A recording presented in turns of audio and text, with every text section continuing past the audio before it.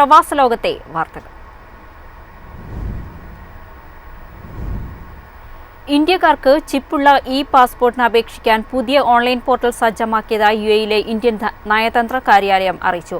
പാസ്പോർട്ടുമായി ബന്ധപ്പെട്ട എല്ലാ അപേക്ഷകളും ഇനി മുതൽ പുതിയ പോർട്ടൽ വഴിയാണ് സ്വീകരിക്കുകയെന്നും യുഎഇയിലെ ഇന്ത്യൻ എംബസി അറിയിച്ചിട്ടുണ്ട്. പാസ്പോർട്ട് സേവനങ്ങൾ സുതാര്യമായും വേഗത്തിലും പൂർത്തിയാക്കുന്നതിനാണ് പുതിയ സംവിധാനം കൊണ്ടുവരുന്നതെന്ന് അധികൃതർ അറിയിച്ചു. പാസ്പോർട്ട് സേവാ പദ്ധതിയുടെ ഭാഗമായാണ് പരിഷ്കാരം.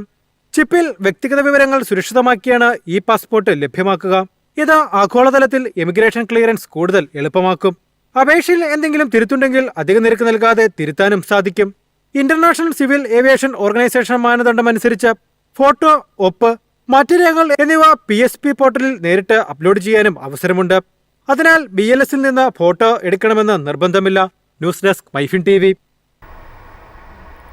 സ്വകാര്യ മേഖലയിലെ തൊഴിലാളികളുടെ അവകാശങ്ങൾ സംരക്ഷിക്കാനായി നിയമങ്ങൾ പരിഷ്കരിച്ച് ബഹ്റൈൻ.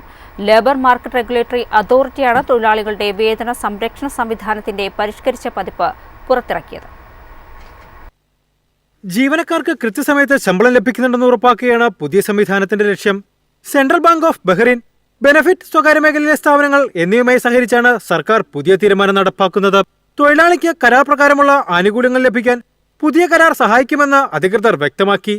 ദേശീയ തലത്തിലുള്ള ഒരുക്കങ്ങൾ പൂർത്തിയാക്കിയ ശേഷമാണ് പുതിയ വേതന സംരക്ഷണ സംവിധാനം നിലവിൽ വന്നത്. ജീവനക്കാരുടെ അവകാശങ്ങൾ സംരക്ഷിക്കാനും സുരക്ഷിതമായ തൊഴിൽ അന്തരീക്ഷം ഉറപ്പാക്കുന്നതിനും പുതിയ സംവിധാനം പ്രാധാന്യം നൽകുന്നുണ്ട്. തൊഴിലാളികളുടെ ശമ്പളം സുതാര്യമായും കൃത്യസമയത്തും സ്വകാര്യ സ്ഥാപനങ്ങൾ നൽകണം. ഇതിൽ വീഴ്ച വരുത്തുന്നുണ്ടോ എന്ന് പരിശോധിക്കാൻ ഉദ്യോഗസ്ഥരെ നിയമിക്കുമെന്നും സർക്കാർ അറിയിച്ചു. News desk MyFin TV.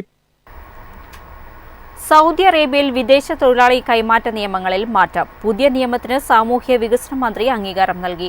രാജ്യത്തെ തൊഴിൽ സുതാര്യത വർദ്ധിപ്പിക്കുന്നതിനായി പുതിയ നിയമം സഹായകരമാകുമെന്ന് അധികൃതർ വ്യക്തമാക്കി. പുതിയ നിയമപ്രകാരം സൗദി അറേബ്യയിൽ നിലവിലെ കമ്പനികളിലെ വിദേശ തൊഴിലാളികളെ മറ്റു കമ്പനികൾക്ക് നിയമപരമായി കൈമാറ്റം ചെയ്യാൻ സാധിക്കും. ഈ തൊഴിലാളികളെ ഉപയോഗിച്ച് ബന്ധപ്പെട്ട ജോലികൾ പൂർത്തിയാക്കാം. സേവനം നൽകുന്ന കമ്പനിയുടെ നേരിട്ടുള്ള മേൽനോട്ടത്തിലും ഉത്തരവാദിത്വത്തിലുമായിരിക്കും ജോലികൾ പൂർത്തിയാക്കേണ്ടത്. ഇങ്ങനെ തൊഴിലാളികളെ കൈമാറ്റം ചെയ്യുന്നതിന് മന്ത്രാലയത്തിന്റെ അംഗീകൃത ഡിജിറ്റൽ പ്ലാറ്റ്ഫോം വഴി അപേക്ഷ സമർപ്പിക്കണം. തൊഴിലാളികളെ ആവശ്യമുള്ളവർക്കും ഈ പ്ലാറ്റ്ഫോം വഴി അപേക്ഷകൾ സമർപ്പിക്കാവുന്നതാണ്. ഇതിലൂടെ തൊഴിലാളികളുടെ നിയമപരമായ എല്ലാ ആനുകൂല്യങ്ങളും ലഭിക്കുകയും തൊഴിൽ നിയമങ്ങൾ പാലിക്കുന്നുണ്ടെന്ന് ഉറപ്പുവരുത്താൻ മന്ത്രാലയത്തെ സഹായിക്കുകയും ചെയ്യും. സൗദിയുടെ മിഷൻ 2030 പ്രകാരം സുസ്ഥിരമായ തൊഴിൽ അന്തരീക്ഷം ഉറപ്പാക്കുക എന്ന ലക്ഷ്യത്തോട് ചേർന്ന് നിൽക്കുന്നതാണ് പുതിയ നിയമം. News desk MyFin TV.